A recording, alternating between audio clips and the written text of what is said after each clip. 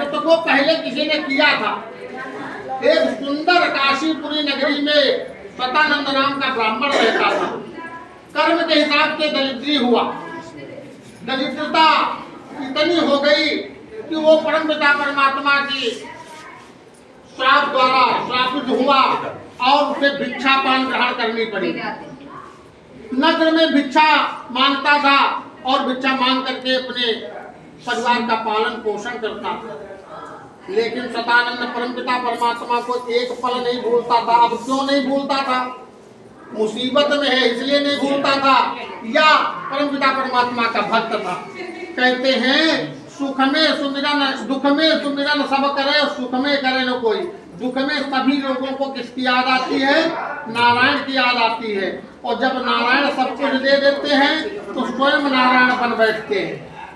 तब परमपिता परमात्मा का भजन कीर्तन करना भूल जाते हैं। इसलिए ये सतानंद ऐसा व्यक्ति था कि पहले भी संकीर्तन करता था और आज नारायण के श्राप द्वारा दरिद्री होता है, तब भी श्रीमन नारायण नारायण का भजन करता है और भजन करते हुए भिक्षा पान करता है।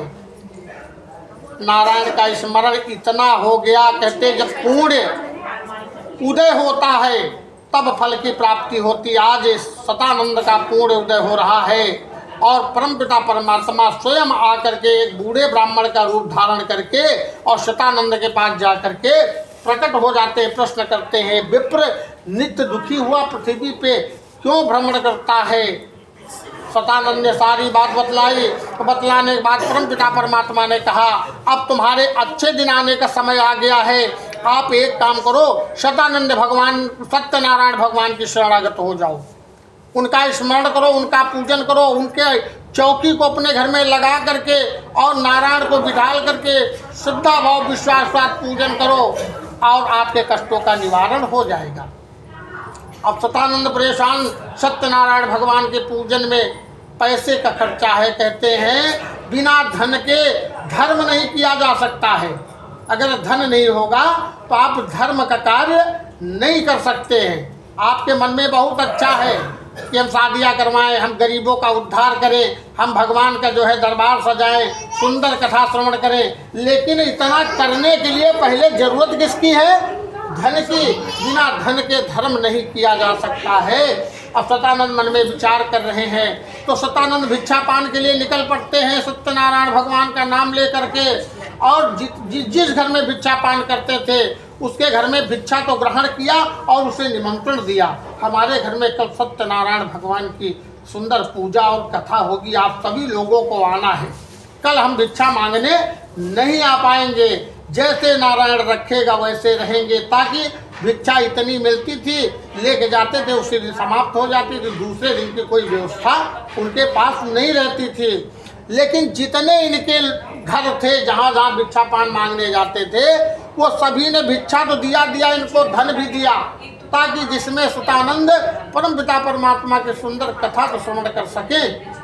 धन दिया और जब इनके घर में सुंदर चौकी सज गई और कथा श्रवण हो गई तो जितने लोगों को निमंत्रण सतानंद ने दिया था उतने लोग आए। जितने लोग आए सभी लोग बोरों के हिसाब से भिक्षा लाए, ऐसे कटोरी में देते थे।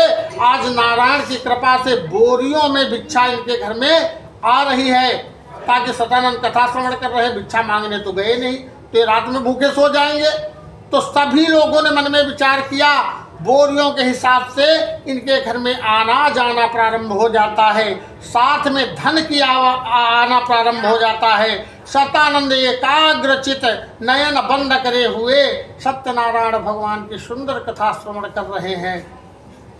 सतानंद का मित्र एक लकड़हारा था, उसने मन में विचार किया सतानंद आज भिक्षा पान के लिए नहीं आए, लकड़हारा चल देता है और आकर के सतानंद के ग्राम में प्रश्न करता है लोगों से, सतानंद का मकान कौन है। लोगों ने बताया सतानंद के घर में आज सुंदर कथा सत्यनारायण भगवान की चल रही है और बहुत दूर दूर से लोग सुंदर कथा श्रवण करने के लिए आए हैं, आप भी जाकर के कथा श्रवण करें। लकड़हारा प्यास से दुखित बेचैन उन लकड़ियों को बाहर उतार करके रख देता है और सतानंद के मकान में प्रवेश करता है। तो देखता है सतानंद एकाग्रचित से सत्यनारायण भगवान की सुंदर कथा श्रवण कर रहे थे। लकड़हारा बैठ जाता है, कथा पूर्ण होती है। पूर्ण होने के बाद सभी लोग प्रसाद लेकर के चले जाते हैं। लकड़हारा अंत तक बैठा रहता है। अंतिम में जब आंखें खोलते हैं सतानंद, तो लकड़हारा प्रश्न करता है, भैया पहचाना? सतानंद ने कहा, मित्र लकड़हारा, हर एक व्यक्ति का एक मित्र होता है, होना भी चाहिए, इसलिए दुख सुख का साथी वही होता है। सतानंद ने कहा, मैं आपको कैसे भूल सकता हूँ, आप मेरे बुरे वक्त के एक मित्र हैं। लकड़हारे ने प्रश्न किया, आज तो आपके घर में नारायण की कृपा से पूरा घर धन से भरा हुआ है। अन्न को धन ही कहते हैं ताकि अन्नपूर्णा मिल जाए। जिसके घर में अन्न का ढेर लग जाए, धन की कमी उसके घर में नहीं हो सकती है।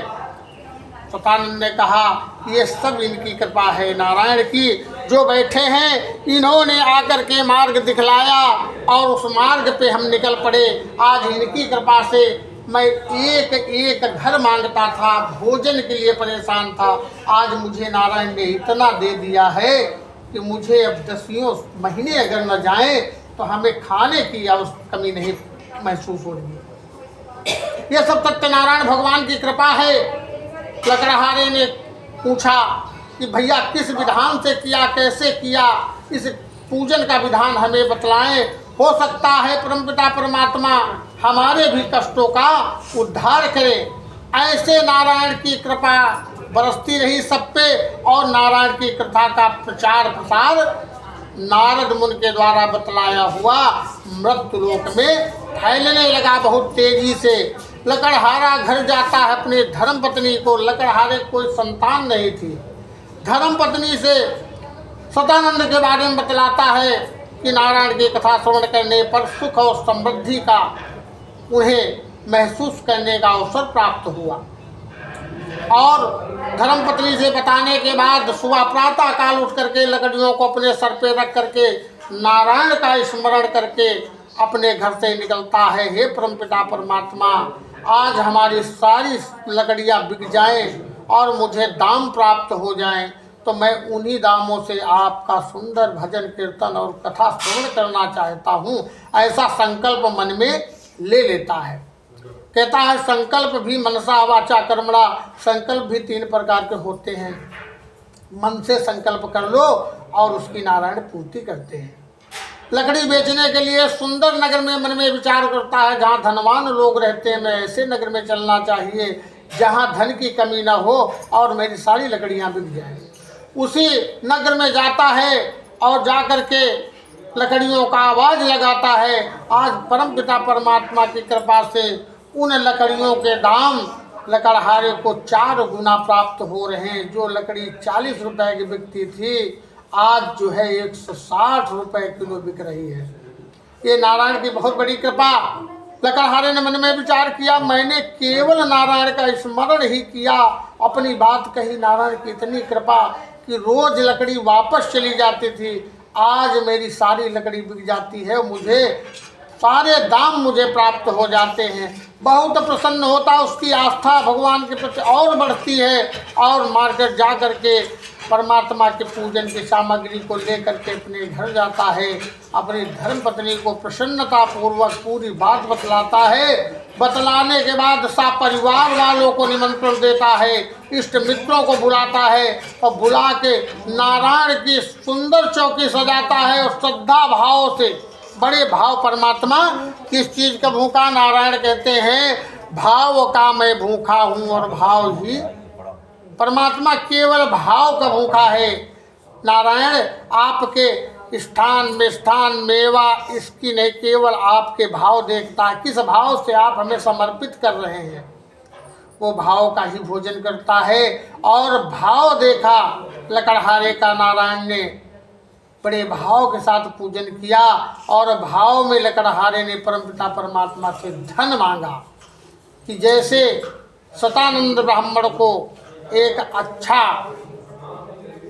व्यक्ति बना दिया, वैसे हमें भी धन दे के हमारी गरीबों को दूर करे और मुझे धन की प्राप्ति हो जाए। नारायण ने मन में विचार